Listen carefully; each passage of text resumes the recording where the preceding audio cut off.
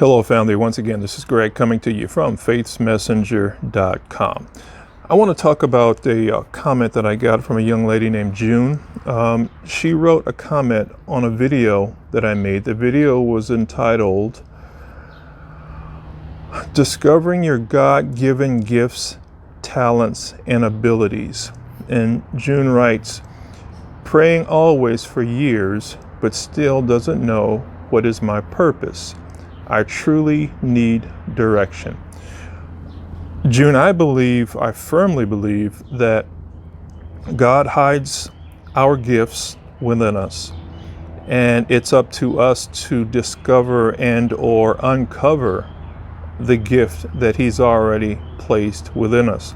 A lot of times I think that what we do in life, what we enjoy in life, what we are talented and gifted at, we discount as being not important because we're not on the grand stage, or we don't feel that we're making a significant difference to those around us. But I believe that the gift that you have, the gift that we have, doesn't have to be on the grand stage to be a valid gift to those around you. I've got two suggestions for you. Number one, I would encourage you to expose yourself to things that you wouldn't in a million years do. Do you like to hike? Well, hike Mount Everest, hike the largest mountain that you can find. Do you like to drive? Okay, suppose your calling has to do with the transportation industry. Don't laugh at this, but suppose you're to be a long haul trucker.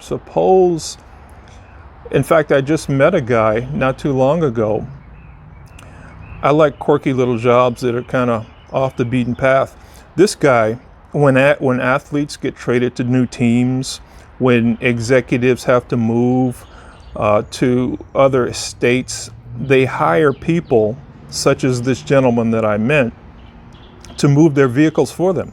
So basically, they would fly him from California to wherever their car was. He would drive this luxury car to wherever the executive was moving to, or athlete, and then the athlete or executive would fly him back home. That's what he did, and he loved it. Do you like to fly? Well, maybe your seat is the cockpit and not in coach. Maybe you were designed to be a pilot. I would encourage you to really put some time in it. Everyone loves something. We all have our pleasures. We all have things that we enjoy doing. I would encourage you to amplify on whatever it is that you enjoy doing, and maybe, just maybe, there's an offshoot of that thing that you would do, even if you could do it for free, where your gift or calling is. Do you like to cook? Maybe you're the next America's top chef. You never know. Don't limit your dream to a small box. You could be America's next top chef. You could be the next pilot. You could be the greatest whatever. You fill in the blank. Don't limit yourself. Secondly, I would encourage you to have an affirmation party. What an affirmation party is, it's when you gather your friends, colleagues, co-workers, people that you trust, people that you know are going to be honest with you, and go around the room and affirm one another.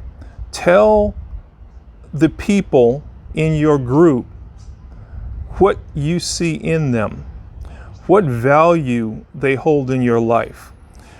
So many times we don't see the value that we have. We don't see our own value. I'll use the analogy of perfume or cologne. You can get so used to that perfume or cologne that you don't even smell it anymore. Everyone in the room smells it and it smells great, but you don't smell it anymore because you're so used to it. You wear it every day. Take the time to go around the room and say, John Doe, When I look at you, this is what I see. This is what I feel.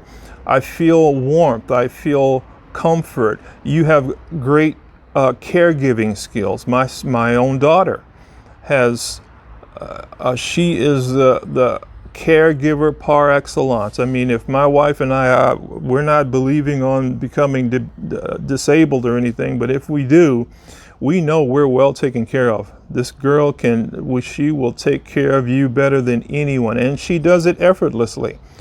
That's her calling, that's her gift. But the thing of it is, she doesn't see it yet. She wants to take that gift and take that calling and use it somewhere else, or stretch herself and do something that maybe she's not as good as and as talented in. So take the time to get around people that you trust, that will be honest with you. There's something, I believe that God speaks to us sometimes through those closest to us. And every time I do these parties, there's not a dry eye in the place. I don't know why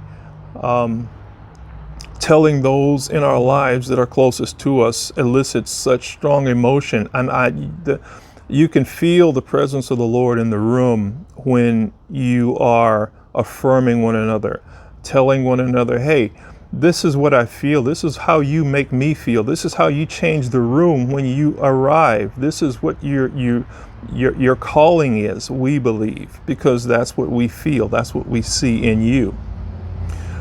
So I would encourage you in those two areas. I am praying for you, and I'm praying for everyone who is still struggling, still trying to find their calling. Because I believe it's in you. It's in you. It's in you to discover. So please get back with me. Tell me your ideas on what I've had to say. Tell me when you find your calling, because I believe that you will. And I look forward to hearing from you. Thank you for allowing me to sow into your life. And for anyone else in the same position that June is in, I would encourage you to expose yourself to things you wouldn't normally expose yourself to. Expose yourself to people that you wouldn't normally expose yourself to. And I look forward to hearing from you. Thank you. I'll see you in the next video. Bye-bye.